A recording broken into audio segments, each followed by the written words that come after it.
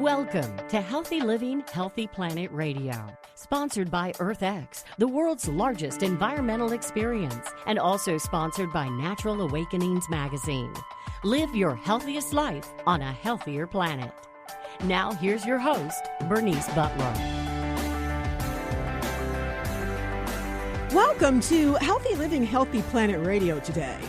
We are now ending our fourth season, but we remain just as excited as ever to continue to help you explore and understand that unbreakable relationship between your health and the health of the planet. Here we look at the hottest topics related to our environment and its sustainability and how they affect your health and wellness. Here, issues like climate change, plastic pollution, extreme weather events, and others will meet up with everyday impacts like allergies and asthma, digestive issues and gut health, cancers, lung, heart issues, and more. So listen in today as we interview experts for today's show on the increasing effects of environmental toxins on human health. And we're going to focus in on top health concerns today and a closer look at the intersection with cancers. Now, the increasing effects of environmental toxins on human health have become a significant concern in our world today. Environmental toxins are substances or pollutants present in the environment that have the potential to harm human health. Now, these toxins can be found in the air we breathe, in the water we drink, in the food we consume, and even in everyday items that we use. Some environmental toxins are cancer-causing chemicals and endocrine disruptors, both human-made and some are naturally occurring, but they can harm our health by disrupting sensitive biological systems and thus messing up the way our body was designed to work at its optimal state. Now, lead toxicity is a well-known example that at this point in time just about everyone knows about. People are generally aware in a significant way of potential sources of lead, such as old paint and old pipes. But endocrine disruptors, which again, these throw our body systems out of whack, and they usually mimic estrogen, and they're found in many everyday products we use, including some plastic bottles and plastic containers, food can liners, detergents, flame retardants, a lot of toys, cosmetics, and, of course, most pesticides. Now, many hazardous or toxic waste, or toxicants, as they call them, are currently unavoidable in most cases and potentially dangerous byproducts of a wide range of activities, including manufacturing activities, farming, water treatment systems, construction, automotive garages, laboratories, hospitals, and many other industries. The waste may be in the form of liquid, solid, or sludge and contain chemicals, heavy metals, radiation, pathogens, or other toxic materials. Even households generate hazardous waste from items such as batteries, used computer equipment, and leftover paints or pesticides that you may have hanging out in your garages. Now, environmental toxins have been linked to various health issues, ranging from respiratory problems and neurological disorders to hormonal imbalances and reproductive complications. Prolonged exposure to these toxins can have long-term effects on our overall well-being. Furthermore, these toxins not only affect individual health, but they also pose a threat to our global population. As toxins are released into the environment, they can contaminate our ecosystems, they can disrupt the diversity of our biological plants, products, and other things, and they can impact the overall balance of nature.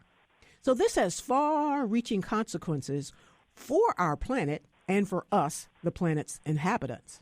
Now, certain groups, though, are vulnerable, such as children, the elderly, pregnant women, and individuals with compromised immune systems, and some of those like me who have allergies, are more susceptible to the harmful effects of environmental toxins. So it's crucial to protect these vulnerable populations and ensure their well-being by minimizing their exposure to toxins and providing adequate support and resources to them. Now, cancer, as we mentioned before, is a growing leading health concern worldwide, and environmental factors, including exposure to toxins, are playing a significant role in its growth. Many environmental toxins are known or suspected to be carcinogens, meaning they have the potential to cause cancer. Substances that we've heard of, like asbestos, benzene, which is in a lot of sunblocks, formaldehyde, and certain pesticides have been identified as carcinogens. Prolonged exposure to these toxins increases the risk of us developing cancer. Now, biomagnification is another concern. And biomagnification is when certain toxins can accumulate and become more concentrated as they move up the food chain. For example, pesticides used in agriculture can contaminate crops. And then when those crops are consumed by animals and humans, then that contamination just moves on up the food chain. And this poses a greater risk of cancer development because the toxins become more concentrated as they move up the food chain, with us humans being near the end of that food chain. Occupational hazards also contribute to the intersection between environmental toxins and cancer.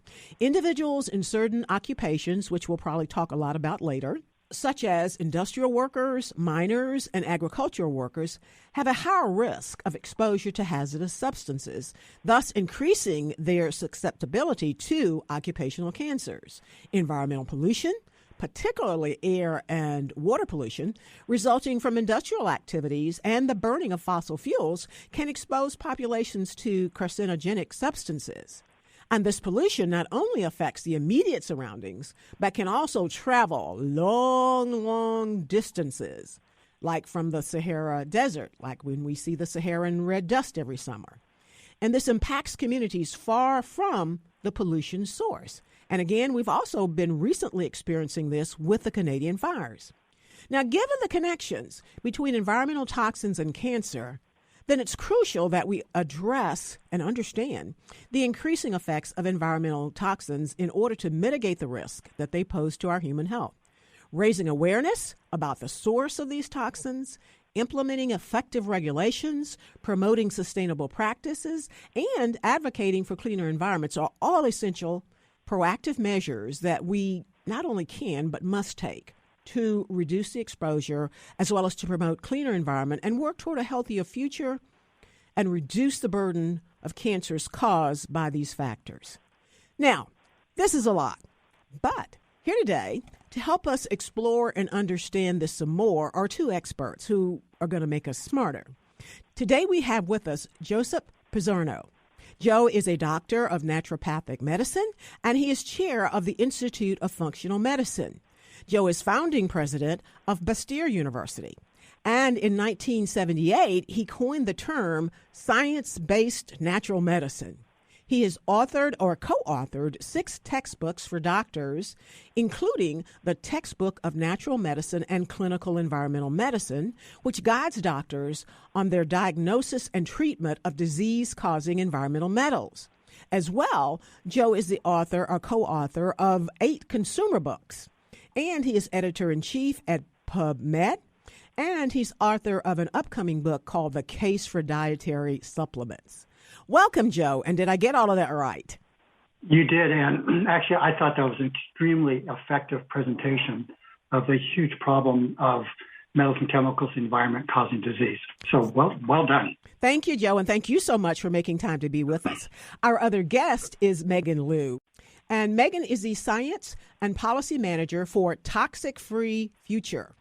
And this organization is a very effective nonprofit that conducts research to foster the use of safer products, chemicals, and practices using their advanced research, their advocacy, consumer engagement, and corporate responsibility to protect people from exposure to toxic chemicals.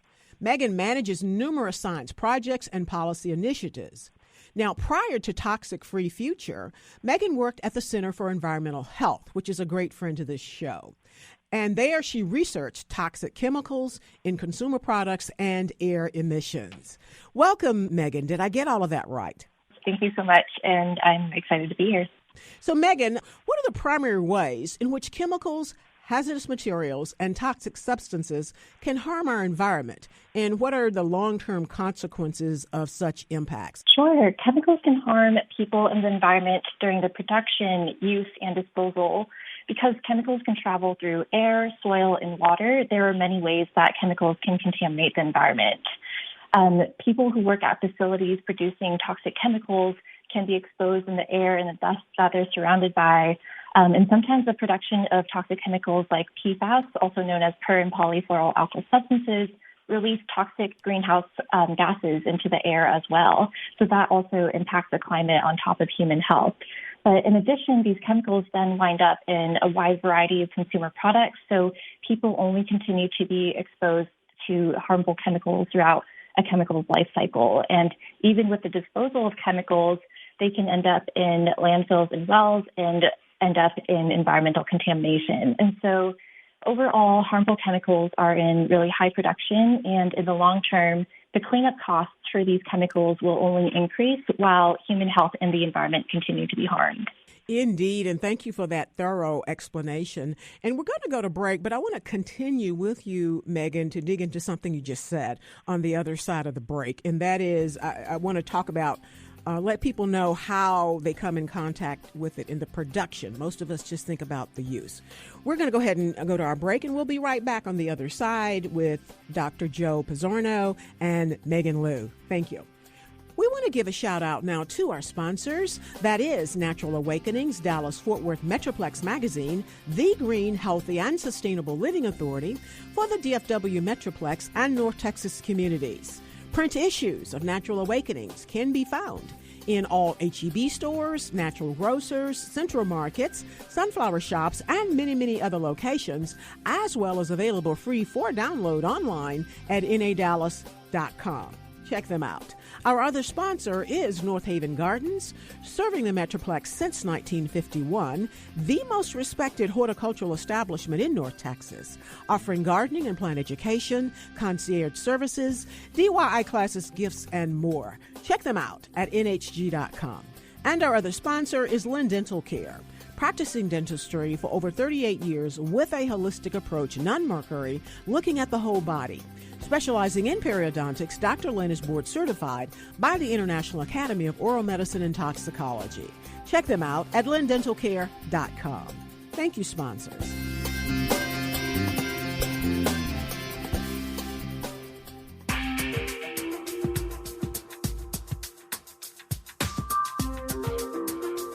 Welcome back to Healthy Living, Healthy Planet Radio, to today's show on the increasing effects of environmental toxins on human health, looking at top health concerns today and taking a closer look at the intersection with cancers.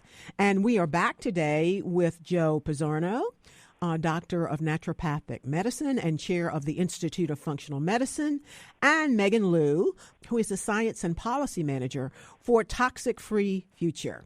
Again, thank you all for being with us. And before the break, Megan was telling us about some of the primary ways in which chemicals, hazardous materials, and toxic substances can harm our environment. And you mentioned that we come in contact with these toxic substances in a number of ways. It looks like all through the chain.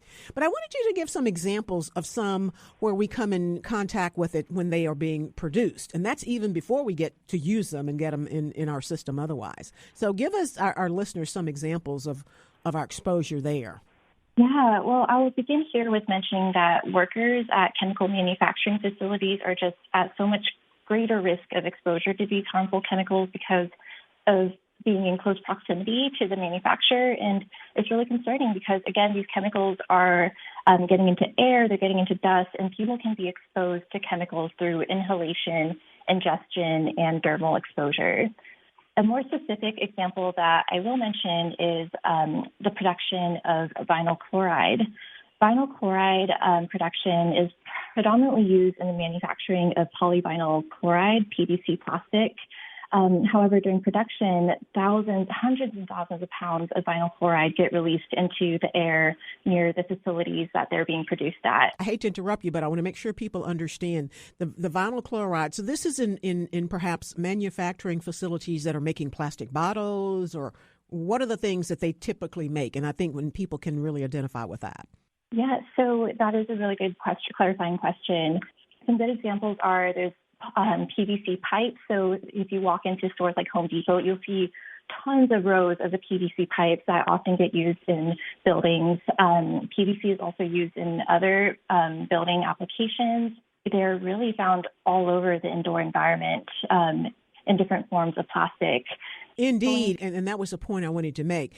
I think everybody knows how pervasive the use of PVC is, and I just wanted them to really understand it. And so in the manufacture of PVC pipes, that is when the exposure and the production comes into play. Exactly, because vinyl chloride, which is a really harmful carcinogen, is a key ingredient that's used to make the PVC plastic. And because vinyl chloride is so harmful, it just kind of paints a bigger picture of how PVC in general as a commonly used plastic is also just a really harmful method of production. And that's before we even get to using it. Yeah, definitely, before we get to even using it. And vinyl chloride is getting into the air near and surrounding the facilities that they're produced at. And people, especially low income and communities of color located near these vinyl chloride producing facilities are being exposed to these toxic chemicals. Now, are these the only people being exposed? Because I have to think if that Saharan red dust can travel from Africa and the smoke from the Canadian fires can travel from Canada, I have to think that while the people who are right next door to the plants are getting the bulk of it, I have to think everybody in that whole area, city, county may be getting exposure, right? Yeah, it's definitely a story of disproportionate impact. Like you said, while certain communities can be more impacted by certain chemicals like vinyl chloride, it's all over the place. It's really, PVC is such a problematic form of plastic that has really harmful effects because of the vinyl chloride that's used. And so many people have PVC in their homes. And so that's a really huge concern there. And the other thing I'll mention, too, is throughout the transportation route, there's a story of the Norfolk Southern train derailment just earlier this year. So when the train derailed, vinyl chloride spilled out, and that got into the air and water of surrounding communities. So many people have potential to be exposed to vinyl chloride, and it should be something that everyone should be aware of. Indeed, and I think that is a significant point that we have discovered during the 4 years of doing the show that perhaps has led to some misunderstanding. While folks know that your low-income and minority communities are vulnerable because many times these manufacturing facilities are located next to them, I don't think that there is the understanding and perhaps the awareness that there needs to be is that we're all getting that pollution. However, I do think it's coming into play a lot from some things that are happening. Like you said, the Ohio train derailment, the Saharan red dust, and now the Canadian smoke. I recently traveled from Dallas to Washington, D.C. 2/3 of that trip, I smell smoke because I have very sensitive, I have allergies, and I could just smell the smoke. And then we would see the air quality alerts as well. So we're all being subject to that. The other thing, Megan, that we here in North Texas are experiencing, I'd like you to comment a little bit on it, and that's cement. I never would have thought, just on my own, that cement, the manufacturing or production of cement poses environmental issues. Can you talk to us a little bit about that? I'm not as familiar with cement. However, we have been expanding our work on building materials, which has included things like outdoor sealers. And so in speaking with some of the architects who are working in the green building space, I've learned that cement can contain some harmful chemicals. As to what they are, I'm personally not as familiar with them, but it doesn't surprise me given that there's just such high production of a lot of different harmful chemicals being used for a variety of applications. Indeed. We here in Texas have a state law or a pending state law to regulate that because the cement pollution is so pervasive here in North Texas. We even have a local nonprofit called Downwinders at Risk.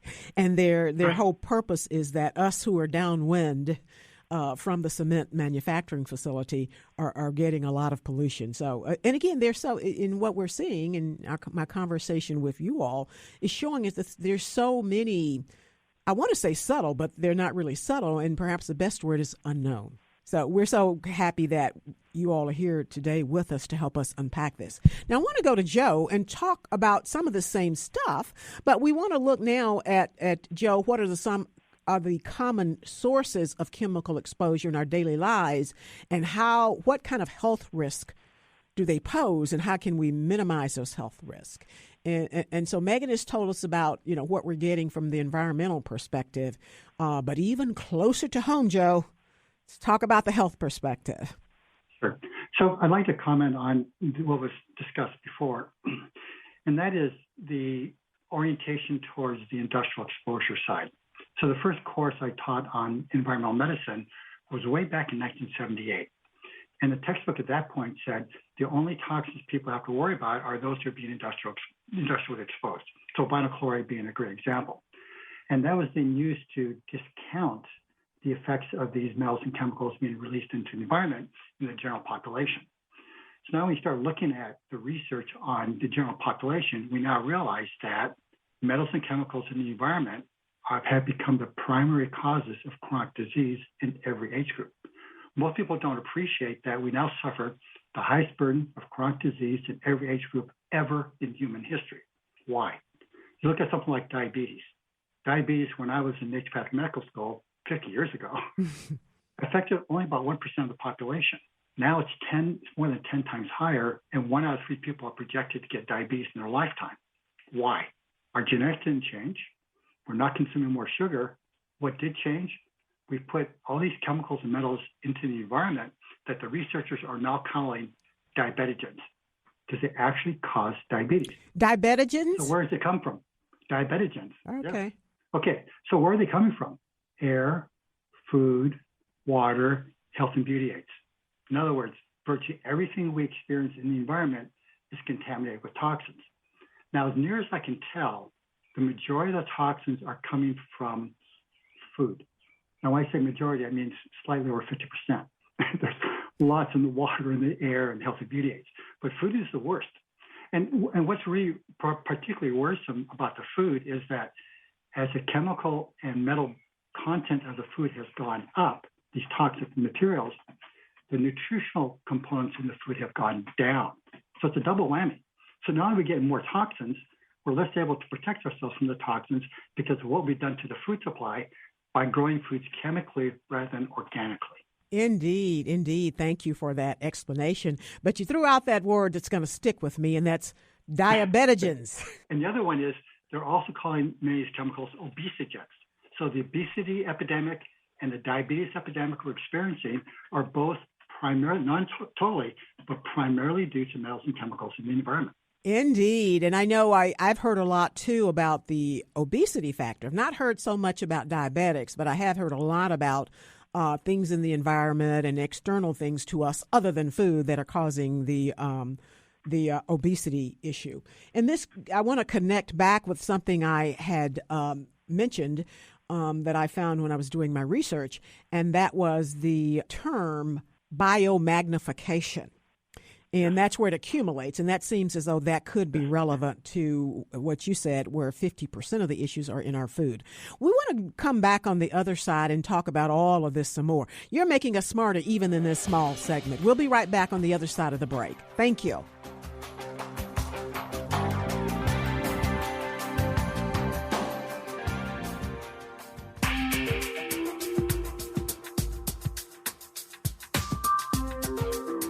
Welcome back to Healthy Living, Healthy Planet Radio, to today's show on the increasing effects of environmental toxins on human health, focusing on top health concerns today and taking a closer look at the intersection with cancers. And today we have back with us Dr. Joe Pizzorno, who is Doctor of Naturopathic Medicine, and he's chair of the Institute of Functional Medicine, and Megan Liu, who is with Science and Policy at the Toxic Free Future, a nonprofit that conducts research to foster the use of safer products, chemicals, and practices. And again, thank you all so much for being with us today. And we're just about halfway into our show, and you are already making us smarter. Now, before the break, Joe, you were telling us about some of the health concerns, and using the example and focusing in on diabetes, which I know you've done a lot of work there on diabetes that I want you to tell us about here in just a moment.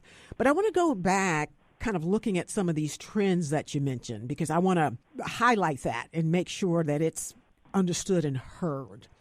And I think most of us kind of intuitively, just from listening to news and reading things, kind of know that we hear so much more about things like ADHD, diabetes, and all of these issues. We hear so much more about them now than we used to. And as you just mentioned, a lot of that is due to, or most of it, and maybe all of it, all the increase is due to environmental toxins.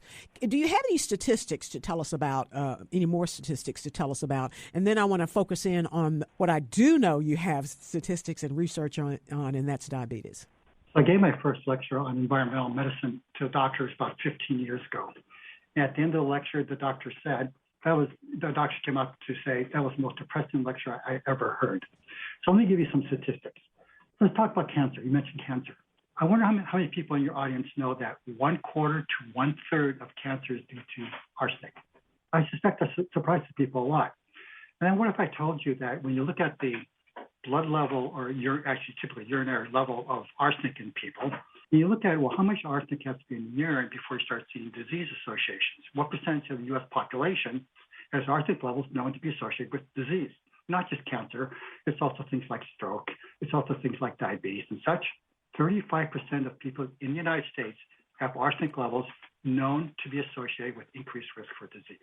How about lead? You mentioned lead before. We know about lead affecting IQ in children.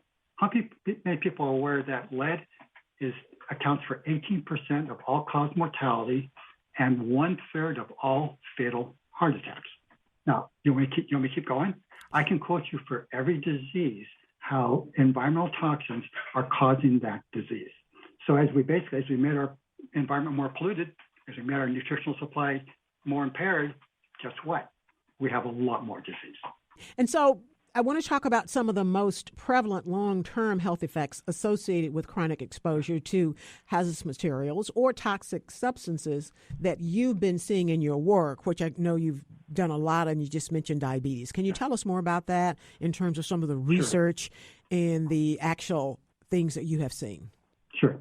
So there was so much research that I ended up writing about it. So I have a textbook for doctors called Clinical Environmental Medicine, and I've got a book for consumers called The Toxin Solution. So what I've been doing is, my interest in this particular toxin part started about 15 years ago when I was doing a corporate wellness program in Canada. And one of the things I was doing was I was checking people's nutritional status. I was checking their toxic status. And I was stunned to see how much toxicity I was finding in people in Canada.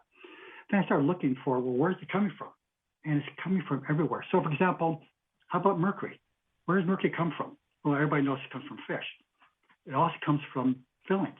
People have these so-called amalgam fillings or silver fillings. Silver fillings are 55% mercury. Why is that important? Well, that mercury leaks from the fillings into the mouth that we're respiring and goes to the brain. And it's directly correlated with things like Alzheimer's disease and dementia and loss of thyroid function, et cetera. So in the most dramatic cases I've seen, for example, older women in early stages of dementia, measure their mercury levels, it's high, get the mercury out, dementia goes away. You talk about how long-term these toxins are. How about the PCBs, the polychlorinated biphenyls? So these are chemicals that were banned over 40 years ago, but they're called persistent organic pollutants because they were intentionally designed to be difficult to break down by biological systems. In previous shows, we do a whole month of shows on plastic pollution. And is that the forever chemicals that they contain? So those are the perfluorinates you're talking about, the PFAS. Those are the forever chemicals. But they ought to be calling these things, the PCBs, forever chemicals, because the half-life of these things in the body ranges from 2 to 20 years. So if you go to a restaurant and buy farmed fish, the PCBs in that farmed fish will likely be with you for the rest of your life. Why is that significant? Turns out PCBs are a significant cause of rheumatoid arthritis in women. So a lot of these autoimmune diseases, I've always wondered, why do we have autoimmune diseases? Why would our smart bodies become allergic to themselves? Doesn't make any sense. So some researchers, Vojani and Risa Vojani and Datis Parazian, have done some fantastic work in the laboratory showing that people with autoimmune disease, the body's reacting to the chemicals and metals binding to normal tissues, making them abnormal. And so what the body is responding to are the abnormal tissues damaged by these metals and chemicals. And again, I want to go to Megan here, but again, I still want to get into a lot of the work that I know you've done in research on diabetes and some of the findings, because that's kind of all over the place today. Megan, though, what are some of the most pervasive and or dangerous hazardous substances that you all see and that Toxic Free America organization has worked with and is really maybe pushing policy laws about? Yeah, that's a great question. So Toxic Free Future, currently a few of the really concerning issues that we're seeing are around toxic chemicals called flame retardants, formaldehyde, and lead, which I know we've been talking about. But to provide a few examples, flame retardants are carcinogens and have negative impacts on neurodevelopment. They act to prevent fires and can be found in a variety of things like cars, furniture, and building materials, but they aren't actually necessary as there are safer alternatives to flame retardants. What's really concerning, too, is that they're being detected in human breast milk, and so they're bioaccumulating in human bodies, and this poses health risks for breastfeeding infants. In terms of formaldehyde, people can also be exposed to chemicals in their cosmetics and personal care products. They can contain formaldehyde and formaldehyde releasers and are associated with uterine cancer.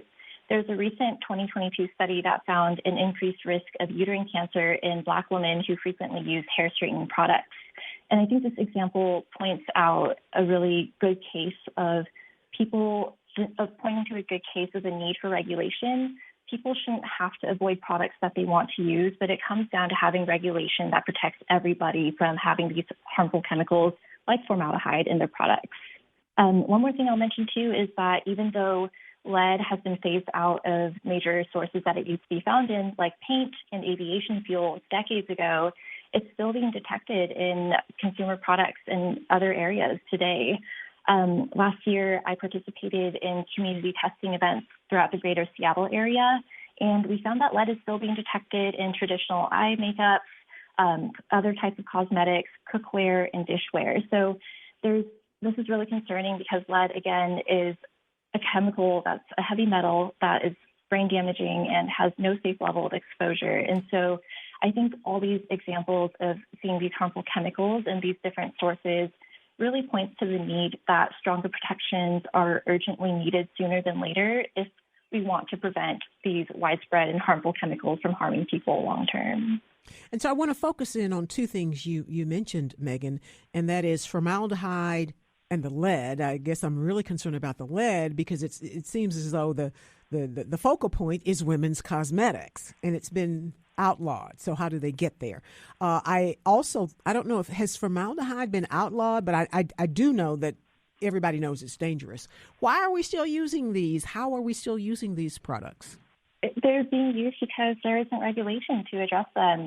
You would think that there would be regulation on harmful chemicals like formaldehyde and lead, which are so notorious, but unfortunately there's not. But luckily, at least in the state of Washington this year, the Toxic Free Cosmetics Act, which Toxic Free Future was a strong advocate for, passed the legislature. And so starting in 2025, a lot of harmful chemicals, including PFAS, lead, mercury, and formaldehyde will be banned in cosmetics. And again, they'll be banned in cosmetics and personal care products. But right now, that law is for Washington. It is. So that's the other point to be made is federal regulation is lacking in a lot of areas. And oftentimes it comes down to state policies to drive safer protections for people in terms of toxic chemicals. And I have to think that Toxic Free Futures probably has a network or y'all interact with other similar organizations. So what are you seeing, though, really briefly, in terms of this spreading where states are recognizing and dealing with it in terms of policy and laws? Yeah, so we're seeing other states following suit that try to pass cosmetics laws this past legislative session. I'm not sure where those are at, but I believe one was in Maryland, and I would have to check where the other one is. So it's really interesting because in a lot of cases with state policy, other states follow suit. And so we kind of see it as this race to the top where different states are creating their own policies on different toxic chemicals and leveraging other states to follow suit. And ultimately, the whole goal would be federal regulation. But for now, state regulation is also really key in protecting a lot of populations from harmful chemicals. And that is heartening and that is exciting that someone's out working to protect us. Thank you so much. We're going to go to break and we'll be right back on the other side with Megan Liu and Dr. Joe Pizzorno. Thank you all. We want to give a shout out now to our sponsors. That is Natural Awakenings, Dallas-Fort Worth Metroplex Magazine, the Green, Healthy, and Sustainable Living Authority for the DFW Metroplex and North Texas communities. Print issues of Natural Awakenings can be found in all H-E-B stores, natural grocers, central markets, sunflower shops, and many, many other locations, as well as available free for download online at nadallas.com. Check them out. Our other sponsor is North Haven Gardens, serving the Metroplex since 1951, the most respected horticultural establishment in North Texas, offering gardening and plant education, concierge services, DIY classes, gifts, and more. Check them out at nhg.com. And our other sponsor is Lund Dental Care, practicing dentistry for over 38 years with a holistic approach, non-mercury, looking at the whole body. Specializing in periodontics, Dr. Lynn is board certified by the International Academy of Oral Medicine and Toxicology. Check them out at lindentalcare.com. Thank you, sponsors.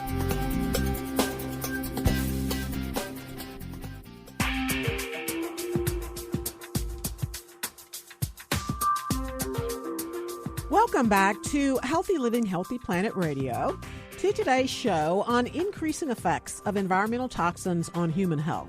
And we're focusing on the top health concerns today and taking a closer look at the intersection with cancers. And we are back with Dr. Joe Pizzorno. He's a doctor of naturopathic medicine and he's chair of the Institute of Functional Medicine. And Megan Liu, and she's the Science and Policy Manager for Toxic Free Future. Again, thank you all for joining us, and you indeed, both of you all, are making us smarter. So I want to go back now to Megan. Can you talk to us a little bit about how these pollutants we've been talking about interact with our ecosystems, and what is the potential effects on biodiversity and the functioning of the ecosystem? Definitely. A lot of the same chemicals that are being detected in people are polluting the environment and endangering wildlife. Chemicals like polychlorinated biphenyls, flame retardants, and pesticides have been found in rivers, streams, and oceans, and in turn, they threaten bird, salmon, and orca populations. The chemicals I just mentioned, along with mercury and PFAS, build up in fish, and as a result, they can impact other species that consume fish, like orca whales. Pollutants are also endangering species. For example, a chemical that is used in automotive tires called 6-PBD quinone is getting into roadway runoff, which then contaminates streams and has actually been found to kill coho salmon. Even though these are animals and plants, that's kind of at the bottom of our food chain. And so they're still affecting humans. Like I said, I kind of fell in love with this word, or maybe in awe, of the word biomagnification. Because that's something that I was not familiar with, yet it's very powerful. How things just move up the chain and affect us, where they started with a plant or perhaps an animal, and they eventually get to us as humans. And when they do get to us as humans in that way, they are more concentrated and perhaps more dangerous. And that's just something that is kind of amazing me. Thank you, Megan. Joe, I want you to tell us about, again, the work that you've done related to diabetes, because that is very interesting to me, kind of almost as a case study of these health impacts. So tell us about that. And then I want to talk about, before we finish up with you, I want to talk about specific precautions that individuals can and should take when handling or working with potentially hazardous chemicals or materials to minimize their health risk. So tell us about diabetes, and then tell us what we can do. Thank you. So diabetes is affecting about 15% of the population right now. Now, not everybody has been diagnosed with diabetes, but 15% of people do have diabetes. It may have not been diagnosed. So the question is, why is it happening? And most people think, well, obese people get way more diabetes, and that is true. obese people have dramatically more diabetes, and for morbidly obese, often already have diabetes, even if it hasn't been diagnosed. But there was some research done by a woman in South Korea, and what she found was that if you look at the body load of diabetogens in obese people, and then correlate it with their incidence of diabetes, what they found was that obese people with low levels, the bottom 10% of body load of diabetogens, don't have increased diabetes. So even though obesity results in diabetes, it's not the obesity that's causing the diabetes, it's what's in the fat that's causing the diabetes. So I'm working with some friends of mine. I have two integrative Black MD friends of mine in Flint, Michigan, and we've decided to work with 20 minorities in Flint to basically measure the level of toxins in their body, show them where they're coming from, teach them and provide them nutritional supplements to get the toxins out of the body better, and then show that we can improve their blood sugar control. And I think this is really important, particularly for minority communities, because in general, they tend to live in nutrition wastelands. Now, I visited Flint. I looked at the local grocery stores, and my gosh, there's so little healthy food there. But also, they tend to be in areas that have more pollution, as Megan mentioned earlier. Minority communities tend to be near industries or in inner cities where you have way more pollution. Now, when we think about environmental toxins, and I think this is important for your audience to think about, there's kind of two categories. Now, people think metals versus chemicals, but better is persistent versus non-persistent. So non-persistent means if you avoid them, within a few days, they're gone from your body.